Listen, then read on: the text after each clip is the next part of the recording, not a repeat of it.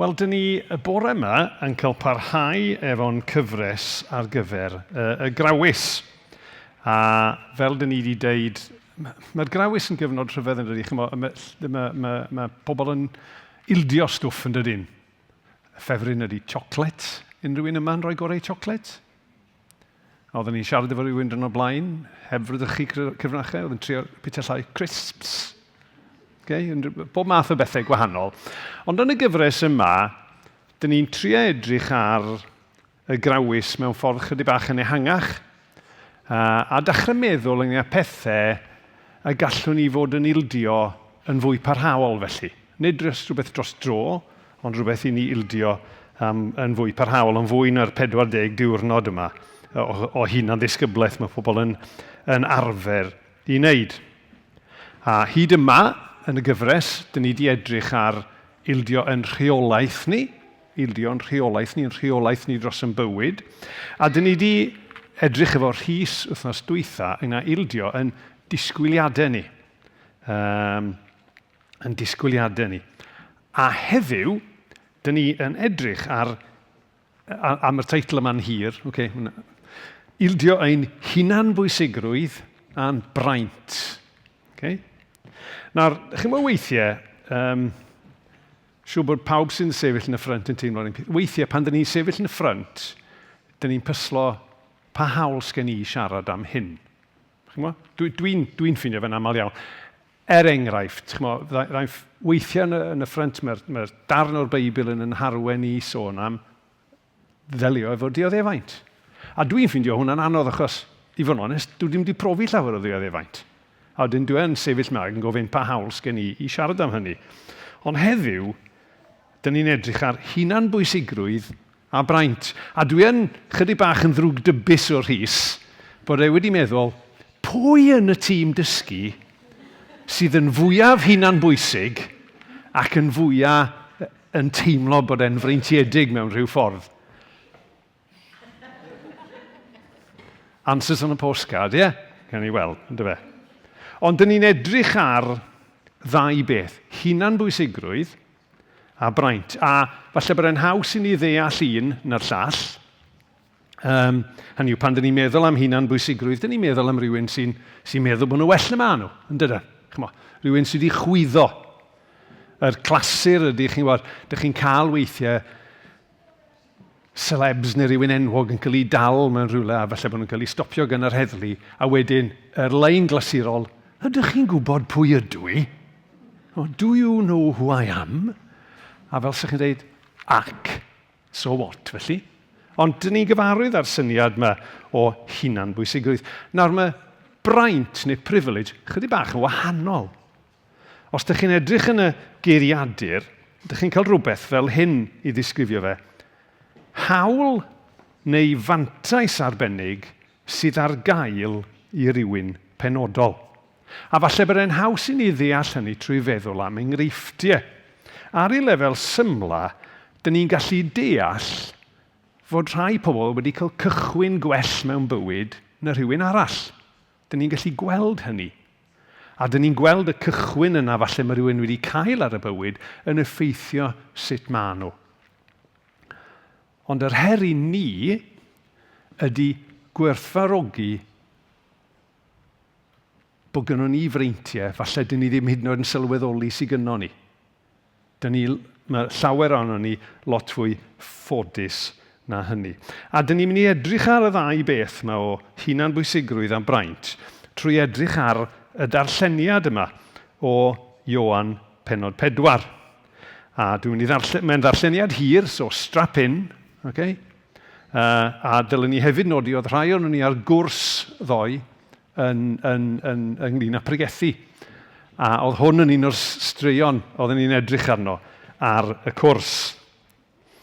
So, Ioan pennod 4, a dwi'n mynd i ddarllen o adnod 4 i 29 wedi a wedyn fydd y gap a fyddwn ni'n ailafel yn y stori ar y diwedd. So, grandwch ar air Duw.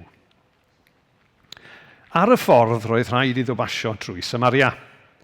Daeth i bentref yr enw Sychar yn ymyl y darn tir enwog roedd Jacob wedi ei roi i'w fab Joseph ers talwm, A dyna lle roedd ffynon Jacob.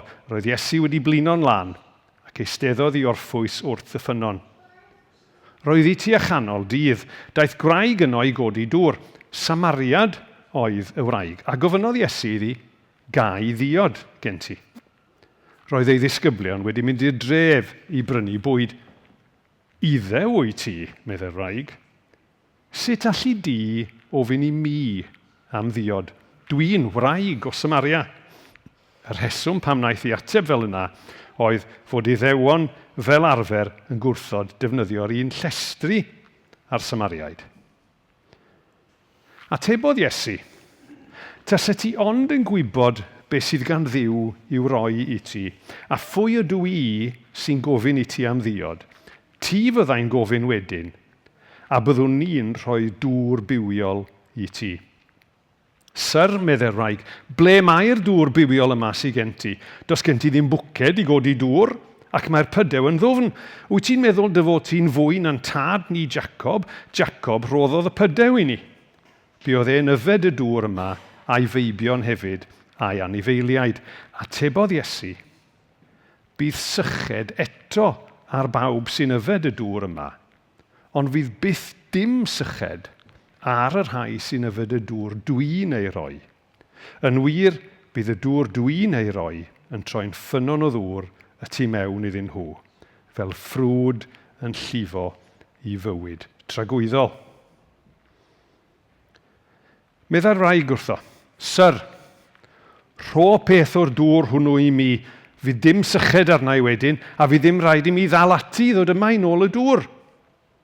Yna dywedodd Iesu wrthi, dos i nôl dy ŵr, a thyrd yma yn ôl yma wedyn. Does gen i ddim gŵr, medde'r wraig. Ti'n iawn, medda Iesu wrthi, does gen ti ddim gŵr, y gwir yw, dy fod wedi cael 5 o wir, a ti ddim yn briod i'r ddyn sy'n byw gyda ti bellach. Ti wedi dweud y gwir. Dwi'n gweld dy fod ti'n broffwyd, Syr, medda'r wraig. Dwed wrthoi, roedd ein hynafiaid ni'r Samariaid yn addoli ar y mynydd hwn, ond y chi'r Iddewon yn mynnu mae Jerusalem ydy'r lle iawn i addoli. Atebodd Iesu, cred di fi, mae'r amser yn dod pan fydd pobl ddim yn addoli'r tad ar y mynydd yma nac yn Jerusalem chwaith. Dych chi'r Samariad ddim yn gwybod beth ydych chi'n addoli go iawn, dyn ni'r Iddewon yn nabod y Duw dyn ni'n ei addoli, a mae drwy'r Iddewon mae achubiaeth Duw yn dod. Ond mae'r amser yn dod ac mae yma'n barod pan fydd ysbryd Duw yn galluogi pobl i addoli Duw fel y mai mewn gwirionedd. Pobl sy'n ei addoli fel hyn sydd gan Dduw weisiau, ysbryd ydy Duw, ac ysbryd Duw sy'n galluogi pobl. Ysbryd Duw sy'n galluogi pobl i addoli fel y mai mewn gwirionedd. Reit, ymlaen. Medda'r wraig, dyn ni'n wedi cyrraedd y pause eto gyda llaw. Medda'r wraig, dwi'n gwybod fod y Meseia, sy'n golygu'r un wedi ein union frenin yn dod, pan ddaw bydd yn esbonio popeth i ni. Fi ydy medda Iesu wrthi, yr un sy'n siarad â ti. Dyna pryd y daeth ei ddisgyblion yn ôl, roedden nhw'n rhyfeddu ei weld yn siarad â gwraig. Ond wnaethon nhw ddim gofyn iddi hi beth wyt ti eisiau, nac i Iesu pam wyt ti'n siarad gyda hi. Dyma'r wraig yn gadael ei hysten ddŵr a mynd yn ôl i'r pentre. Dwedodd wrth y bobl yna, dewch i weld dyn oedd yn gwybod popeth amdanai. Allai fod y Meseia tybed?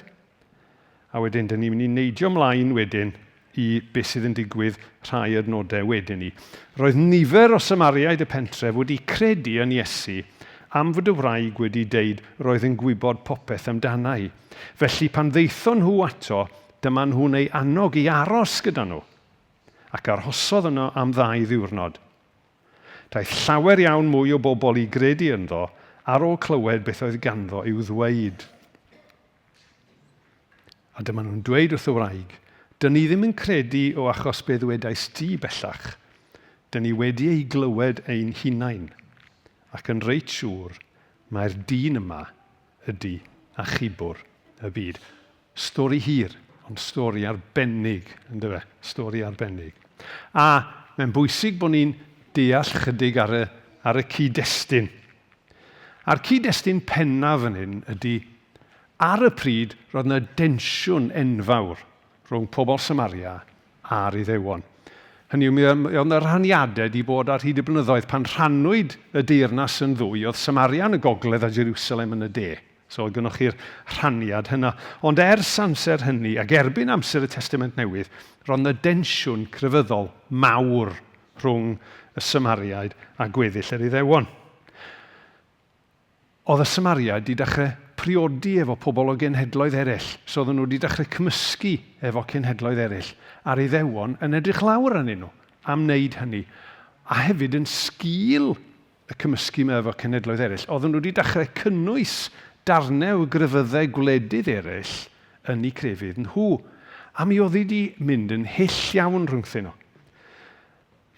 Digwydd bod, oedd y rai o'n i oedd ar y cwrs ddoi yn gwrando ar rywun yn siarad, a oedd e'n dweud, os oeddech chi eisiau mynd o Jerusalem i Galilea, yr ffordd syml oedd syth i fyny.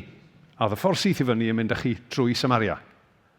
Ond fydde Iddew parchus ddim yn mynd trwy Samaria. Fydde Iddew parchus yn mynd i fyny, a wedyn fydde fe'n mynd i'r ochr yma, a wedyn fydde fe'n cerdded rownd Samaria, a wedyn dod nôl yn y pen arall, achos dy ddim yn weddus i Iddew parchus fod yn ymwneud a pobl yn Samaria. Oedd y Samariad a'i cred chydig yn wahanol, oedd gynnyn nhw i teml ar fynydd Gerizim, a roedd yr Israeliad wedi ymosod ar y deml yna, wedi chwalu fe. So oedd pethau'n ddrwg iawn. Stori gymleth iawn. Ond y fersiwn byr ohono fe oedd bod yr Iddewon yn edrych lawr ar y Samariad. Doedden nhw ddim yn bir. Oedd yn deud yn y darlleniad, fydden nhw ddim hyd yn oed yn bwyta bwyd oedd ar yr un plat. Oedden nhw mor ddrwg â hynny. Oedden nhw'n edrych lawr am y wraig yn rhyfeddu yn dydy, bod Iesu hyd yn oed yn siarad gyda hi. Oedd e'n annisgwyl. Mae'r disgyblion hefyd yn rhyfeddu. A dwi'n gobeithio fydd y stori yma yn rhyw gymaint o help i ni ddeall yr alwad yma i ni ildio chydig bach ar ein hunanbwysigrwydd a'n hawliau yn hunain. 3 pwynt. Mae'n bwysig nabod yn hunain. Yn ail, mae'n bwysig ildio ein hawliau. Ac yn drydydd, mae yna bethau pwysicach na ni yn y byd yma. Dyna'r 3 pwynt. Mae'n bwysig nabod ein hunain. Nawr ten, mae bosib i ni wrando gormod ar athroniaeth y byd, ond bob yn y hyn, ydych chi'n cael rhyw ddywediad a chi'n meddwl, ie, mae yna rhywbeth yn fan hyn. A Aristotle, mae'n debyg ddudodd y geiriau hyn, adnabod eich hun ydy dechrau doethineb. Adnabod eich hun ydy dechrau doethineb. A mae yna rhywbeth yn fanna, yn does. Wrth i ni nabod yn hunain, dyn ni'n dechrau dysgu pethau. Dyn ni'n dechrau dysgu pethau amdano ni'n hunain. A mae hynny chi'n weld yn gyson efo gair Duw hefyd. Os dyn ni'n troi i lyfr Jeremia, dyn ni'n cael y geiriau yma. Oes rhywun yn deall y galon ddynol. Mae'n fwy twyllodrus na dim, a does dim gwella arni. Dyn ni angen nabod yn hunain. Mae Duw yn ein nabod ni.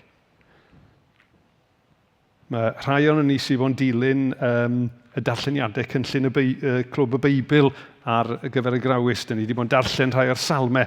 A mae salm 139 yn deud hyn, a dwi wedi dyfynnu fe o'r blaen. O arglwydd rwy ti'n fy archwilio i, ac yn gwybod popeth amdanai. Ti'n gwybod pryd dwi'n eistedd ac yn codi, ti'n gwybod beth sydd ar fy meddwl i o bell, ti'n gwybod popeth amdanai, mae ti hwnt i mi. Mae'n ddirgelwch llwyr, mae'n ormod i mi ei ddeall. Mae yn gwybod popeth amdano ni. A rhan o'r broses o droi at Dduw ydy yn bod ni'n dod i nabod yn hunain yn well. Bod ni'n dod i weld mwy amdano ni. A'r peth yna sydd yn perswadio ni bod ni angen Duw ar waith yn bywyd ni mwyn i ni fyw fel y dyliau ni fod. Ac wrth gwrs, dydy hynny ddim yn gorffen pan mae rhywun yn dod yn Gristion.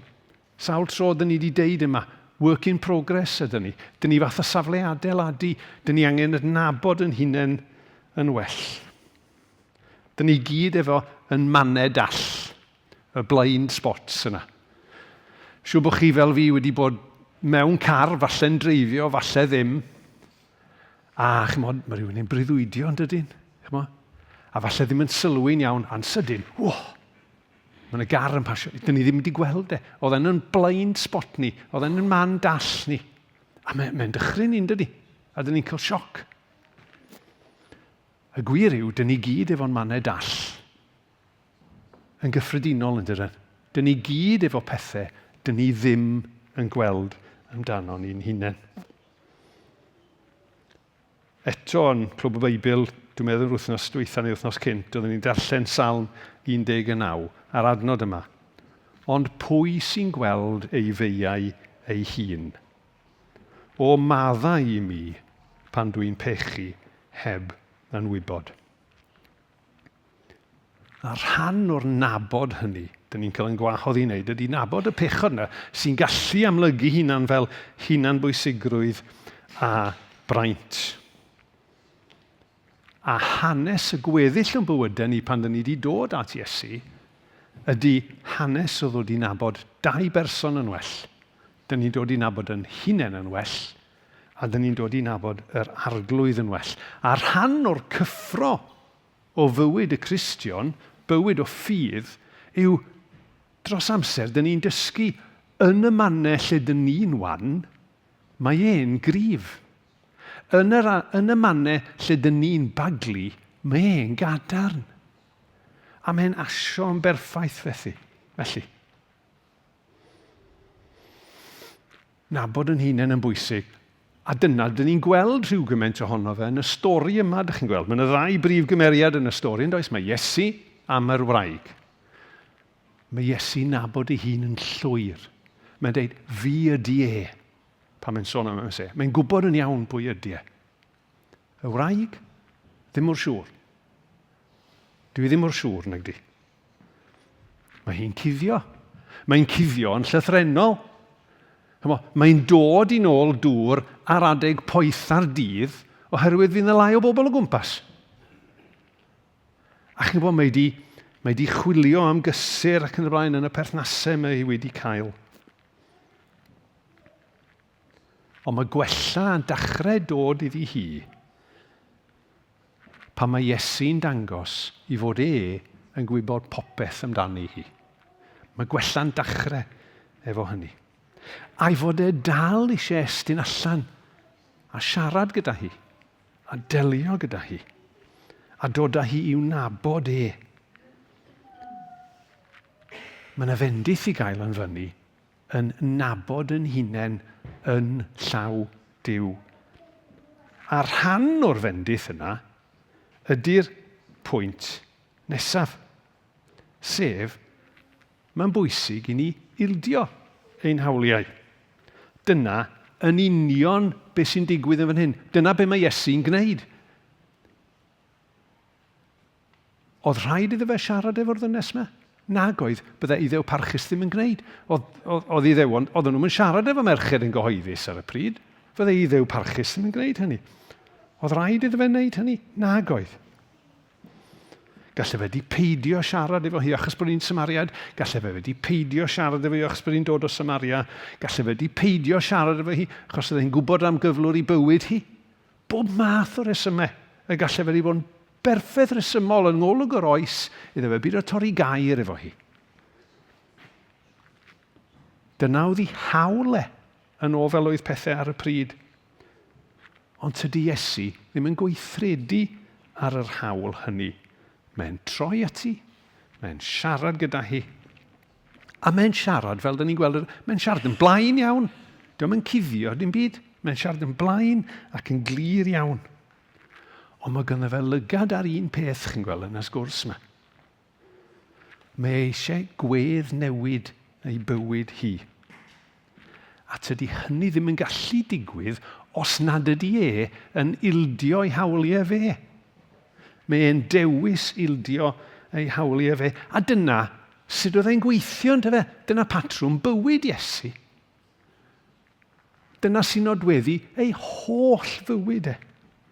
Mae'r geiriau ffantastig yna yn Philippiau 2, yn dydyn. Adnodau 3-8. Peidiwch fod am y gorau i fod yn bwysig, nac yn llawn ohonoch eich hunain. Byddwch yn ostyngedig. A pheidio meddwl eich bod chi'n well na phobl eraill. Meddyliwch am bobl eraill gyntaf yn lle dim ond meddwl amdanoch chi'ch hunain.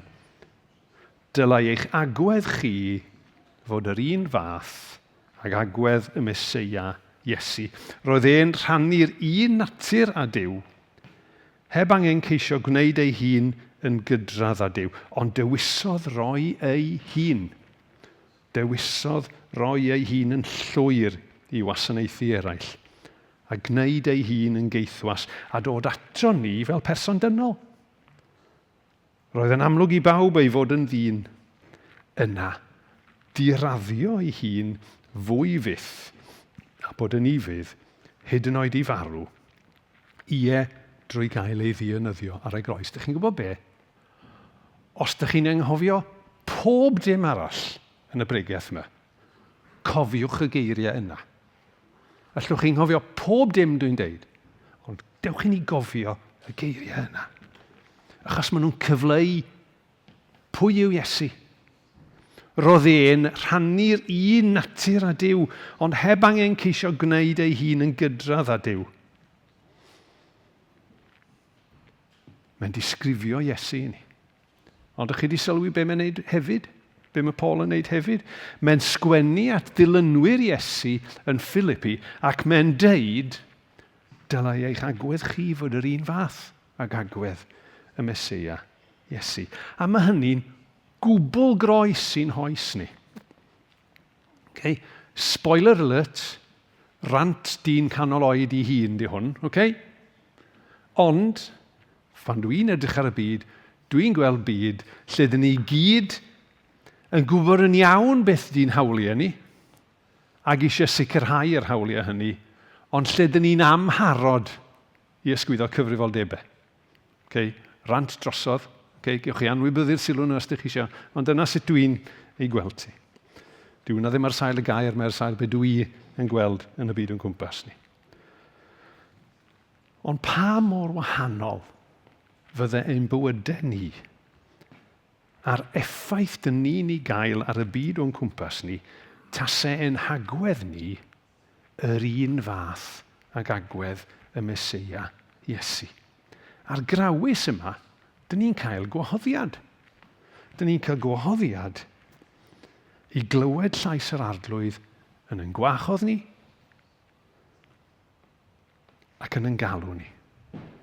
Pan oedd Iesu yn dysgu i ddisgyblion, un o'r pethau ddwedodd oedd hyn, os ydy'r rhywun am fy nilyn ni, rhaid iddyn nhw stopio roi nhw eu hunain yn gyntaf, rhaid iddyn nhw aberthu eu hunain dros eraill a cherdded yr un llwybr a mi. Dyna i wahoddiad e. Ac mae hynna yn dod at ni at y pwynt ola. A dydy am y bwynt ysgafn nagdi. A dyma yn bwynt hawdd i ni dderbyn, ond mae yna bethau pwysicach yn y byd na ni. A dyn ni'n gallu deud hynny achos patrwm Iesu Grist. Patrwm Iesu sydd i'w weld yma hyn yw fod e'n fodlon ildio unrhyw barchusrwydd neu bwysigrwydd oedd gynno fe fel iddew, mwyn gweinidogeithi i'r ddynes yma. Hi oedd y person mwyaf pwysig iddo fe yn y stori yma. Person oedd i bob golwg yn heiddi dim byd. Fe nath Iesu dorri bob math o gonfensiynau cymdeithasol trwy siarad a ddynes yn gyhoeddus, siarad efo smariad, oedd ei bywyd hi wedi bod yn llanast hyd y pwynt yma. Rhywbeth y gallai fod wedi difethau enw da fe. Tasa Iesu jyst eisiau cael ei adnabod fel dyn sanctaidd oedd yn mynd o gwmpas ac yn dysgu, fydde'r digwyddiad yma wedi chwalu enw da fe. A meddyliwch pwy oedd e? Pwy oedd Iesu, ynddo fe? Pwy sydd yma mewn gwirionedd? Yr arglwydd Iesu, mab yr unig wir Dduw, wedi dod mewn cnawd, creawdwr y nefoedd a'r ddeiar, yn ei holl berffeithrwydd a'i sancteiddrwydd. Yr un sy'n heiddi popeth. Ond be mae e'n gwneud? Ildio popeth. Mae'n gosod pob dim o'r neilltu. Pam? Pam mae'n gwneud hynny? Achos iddo fe, chi'n gweld, oedd 'na rhywbeth pwysicach. A mae rhywbeth pwysicach yna yn mynd â ni nôl at Neges Rhys wythnos dwytha. Dych chi'n cofio'r graffig na nath Rhys ddangos ar y sgrin wythnos dwytha ynglyn â'r creu y cwymp a wedyn mae Duw yn camu fewn ac mae'n dechrau efo teulu Abram, mae'n dechrau'r cynllun yma. Y cynllun yma fydde'n arbed at wared ac achub pobl y byd. A fel rhan o'r cynllun yna, mae Iesu'n blaenoriaethu'r ddynes yma. Mae'n rhoi hi gyntaf. A wrth i fi baratoi hyn, o'n i methu peidio meddwl am yr hanes yna yn Efengyl Mathew. Dych chi'n cofio Iesu yn mynd i'r synagog a oedd yna ddyn a llaw diffrwyth yna. A be dyn ni'n darllen? Mae'r ysgrifenyddion a'r Pharisëaid yn edrych, a dyn ni'n darllen y geiriau hyn. Roedden nhw'n edrych am unrhyw esgus i gyd o Iesu. Felly dyma nhw'n gofyn iddo, ydy'r gyfraith yn deud i bod hi'n iawn i achau pobl ar y saboth? Tria dal Iesu allan oedden nhw'n dweud. A mae Iesu'n atebodd nhw. Pe bai dafad un o'n chi'n syrthio i ffos ar y saboth, fyddech chi ddim yn mynd i'w chodi hi allan. Mae'r person yma'n llawer mwy gwerthfawr na dafad. Felly ydy. Mae'n iawn yn ôl y gyfraith i wneud daioni ar y saboth. A mae gweinidogaeth, mae bywyd Iesu yn dangos bod yna ddim byd pwysicach iddo fe. Does yna ddim byd mwy pwysig i Iesu na gwared pobl. Cynnig gobaith, cynnig bywyd newydd, cynnig bywyd cyflawn a rhydd. A dyn ni'n gweld hynna'n dechrau digwydd yn y mywyd y ddynes mewn dyna. Be mae'n neud? Mae'n mynd nôl i'r pentre neu'r dref. Dewch i weld dyn oedd yn gwybod popeth amdanau. Allai fod y Meseia tybed. A wedyn ni yn y darn nes i ddim darllen, beth sy'n digwydd yw yn raddol, mae bobl o dre'n dod allan. A mae Iesu'n siarad efo ei ddisgyblion ac mae'n dweud, agorwch eich llygaid, edrychwch ar y ceie. Yn gweld y bobl yma'n dod. Edrychwch ar y ceie, mae'r cynheuaf yn barod. Achos mae Iesu wedi dod i gyffwrdd bywydau pobl. A mae'r bobl mae'n dod ato fe. Ac wrth i Iesu ddangos bod hyn yn bwysicach iddo fe ei hun na ddim byd, mae yna fendith yn dod. Mae yna bobl yn dod i'w nabod wrth iddo fe ildio. Gaethon ni sgwrs hynod o fendithiol yn y grŵp cymuned ni wythnos dwytha. A wnaethon ni landio yn y diwedd yn sôn am algebra Duw. Dwylo efo ni pwy yn licio algebra yn yr ysgol. O, da iawn. Well done. Yeah. Chi'n gofio hafaliadau neu equations, fel ydyn ni'n galw nhw'n ysgol John Braint. Rhywbeth times rhywbeth equals rhywbeth. Chi'n gofio? Yn bywydau ni, minus rhywbeth plus Duw equals lot fwy. Na i ddweud na eto. Yn bywydau ni, minus rhywbeth dyn ni'n gallu ildio, plus Duw equals rhywbeth lot mwy. A dyna be dyn ni'n gweld Iesu'n gwneud yn yr hanes yma. A mae yna fendith rhyfeddol yn dod yn sgil hynny. Ar ddiwedd yr oedfa yma, bore yma, byddwn ni'n canu y gân yn nes. A dyn ni'n gwneud hynny achos mae'r gân yn sôn am ildio. Ond wrth gwrs dydy ildio ddim yn hawdd, neu gdi? Dydy e ddim yn hawdd. Dydy e ddim yn rhywbeth sydd yn dod yn rhwydd i ni. Ond mae'r ildio yna'n digwydd pan dyn ni'n deall cariad Iesu. Mae'r ildio yna'n digwydd pan dyn ni'n disgyn mewn cariad gyda Iesu eto ac yn gweld ac yn deall popeth y mae wedi roi i ni. Ac yn ngoleuni hynny i gyd. Sut allwn ni wneud dim byd ond ildio gan gofio fod gynnon ni fendithion rhyfeddol. Dyn ni'n cael yn gwahodd, dyn ni'n cael y fraint o nabod yn hunain. Dyn ni'n cael yn gwahodd i ildio ein hawliau a chydnabod bod yna rhywbeth pwysicach na ni yn y byd yma am y gwaith Duw wedi hwnnw. Mwyn ei enw. Amen.